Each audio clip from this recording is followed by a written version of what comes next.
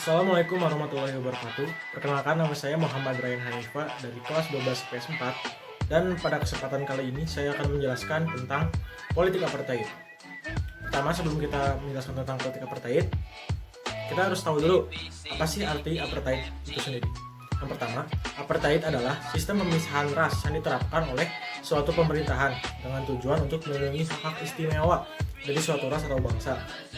Jadi dulu di Afrika Selatan tuh ada pemisahan hak-hak itu antara kulit hitam dan kulit putih yang dirancang oleh Hendrik Verwoerd. Apartheid menurut bahasa resmi Afrika Selatan adalah apartheid antique kikeling, artinya perkembangan yang terpisah. Politik apartheid itu sendiri diterapkan oleh orang kulit putih dari Afrika Selatan pada abad ke-20 hingga tahun 1990. Sebenarnya kapan sih dimulainya politik apartheid ini? Yang pertama adalah pemisahan ras di Afrika Selatan ini dimulai oleh Perang Boer. Ketika Uni Afrika Selatan dibentuk pada tahun 1910 di bawah kendali Inggris. Orang-orang Eropa di Afrika Selatan itu waktu itu bikin struktur politik negara baru gitu. Ya tentu saja tindakannya itu diskriminasi terhadap kulit hitam. Dan pada pemilihan tahun 1948, kata apartheid juga menjadi umum dalam politik Afrika Selatan. Melalui semua ini, minoritas kulit putih menempatkan berbagai batasan pada mayoritas kulit hitam.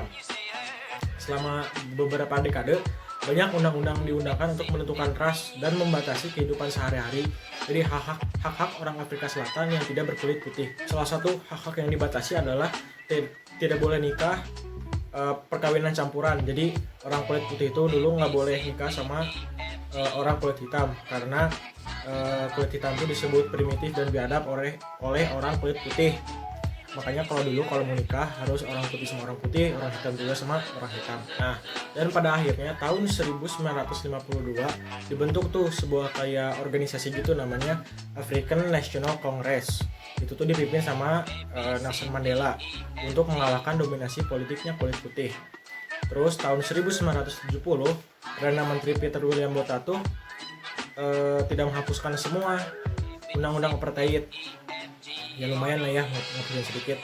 Tapi pada tahun 1990 si Ferdinand Willem ini, de Klerk, membebaskan Nelson Mandela dan menghapuskan beberapa undang-undang tentang apartheid. Akhirnya 1 tahun kemudian terdapatlah sidang parlemen pada 21 Februari 1991, yaitu tentang penghapusan undang-undang Land Act, Group Arrest Act, dan Population Registration Act.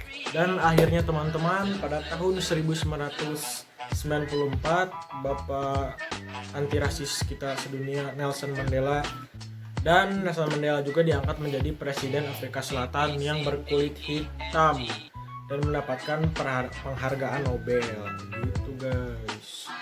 Jadi sekian presentasi dari saya.